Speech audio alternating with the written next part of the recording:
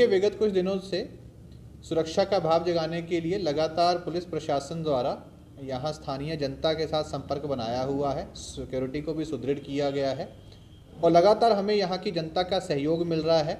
यहाँ पर शांति व्यवस्था बनाए रखने में बहुत अच्छा सहयोग पुलिस और प्रशासन के साथ यहाँ की जनता कर रही है। और क्या एहतियात बरते जा रहे हैं नगर क्षेत्र में? देखिए, जो 6 दिसंबर को लेकर के कुछ संगठनों और व्यक्तियों द्वारा सोशल मीडिया के माध्यम से कुछ कार्यक्रम के लिए आह्वान किया गया था। इसको पहले ही स्पष्ट कर दिया गया था कि ऐसे किसी भी कार्यक्रम की ना तो कोई अनुमति दी गई है और ना ही आगे आने वाले दिनों में दी जाएगी।